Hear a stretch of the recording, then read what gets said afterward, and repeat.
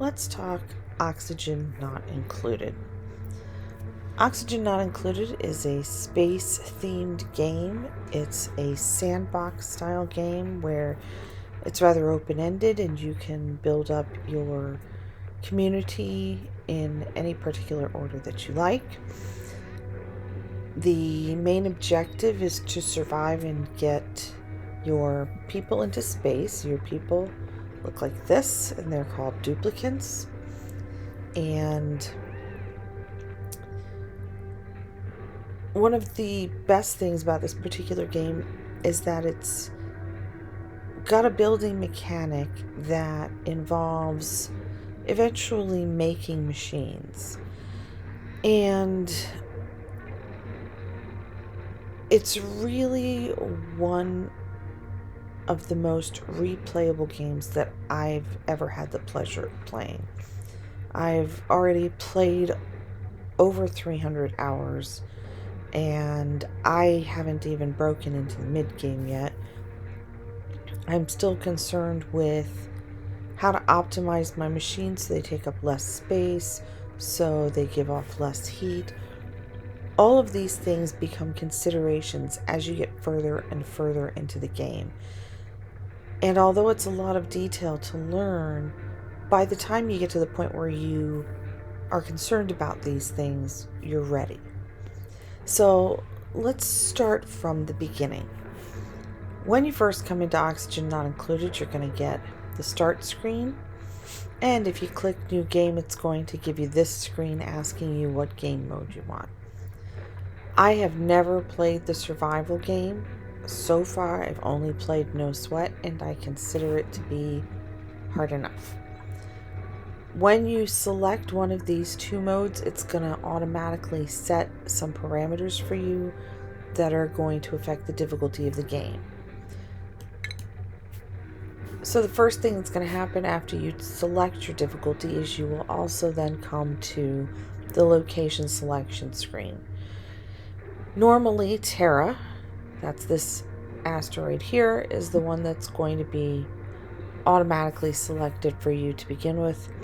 It's described as meeting all the requirements for duplicant life and holding no surprises. It's an ideal location for a first attempt at establishing a colony. Since I have not successfully gotten to any of the end game requirements on Terra, I am currently still playing on Terra. There are other locations you can play in. As you can see, there are quite a few of them.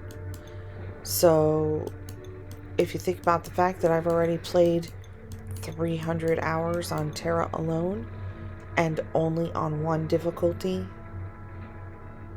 there is an awful lot to do in this game. It's loaded with content.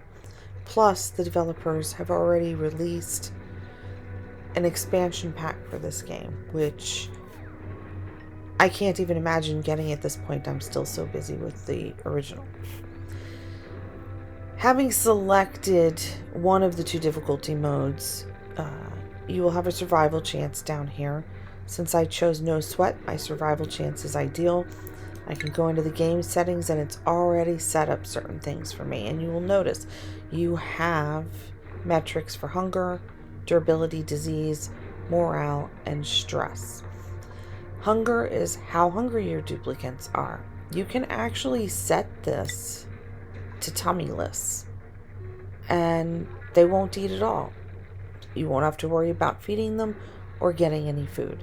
I really don't recommend this because dealing with having to farm or ranch in order to feed your duplicants is, in my opinion, one of the most fun things that you can do in this game. Durability has to do with clothes or equipment, how much they degrade over time.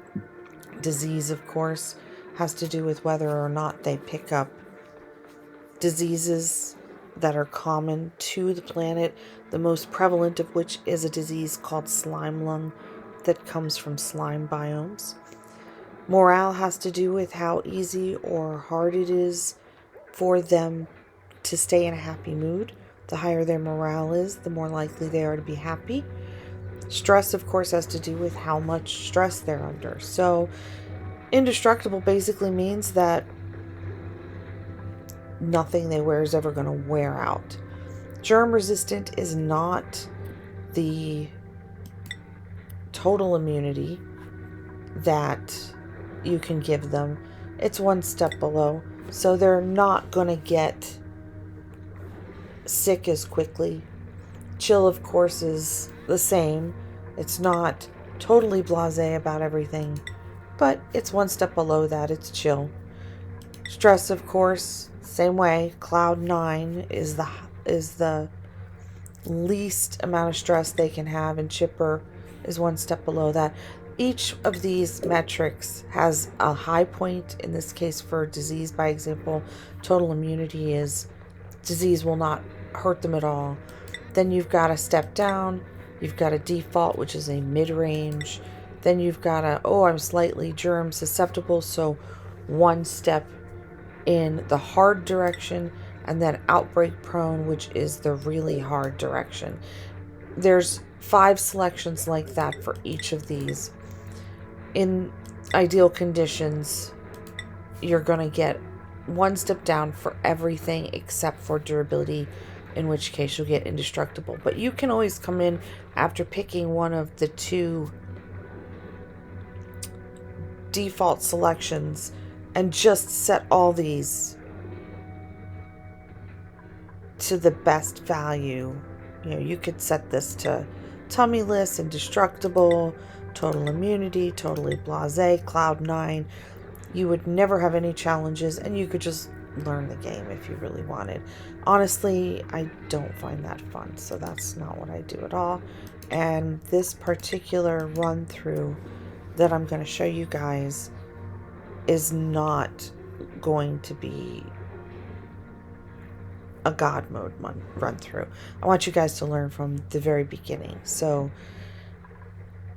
you can put this on sandbox mode. Sandbox mode is kind of a cheat mode. It allows you to build without restriction. There's a research tree in the game that you have to follow. Sandbox mode turns that off. Stress reactions turns on and off. The different things that duplicants can do when they are under too much stress. For example, certain duplicants will binge eat when they're under stress. Others will vomit or cry. Some go even as far as being destructive. You can turn that on and off. I usually leave that on. Keep sandbox mode turned off unless I'm trying to learn how to build a particular machine, or I specifically want to show you guys something. Care packages means that the construct which dropped you on this asteroid, which is known as a printing pod, will also every 3 or 4 cycles drop care packages, and those care packages can include other duplicants or different supplies, and you can pick one item from the several items that the printing pod is capable of printing at the time when it's ready. And then of course you can turn on or off cloud saves. Once you've got your destination selected, you've made sure that your game settings are what you want, you can then click start game. And just a note here, if you happen to really like a world, you can give these coordinates to a friend and they can play in the same world if you happen to come across one that you really like. All of these worlds are procedurally generated, so they're all different. I'm going to click start game, and it's going to start generating all of the different pieces of the world for me.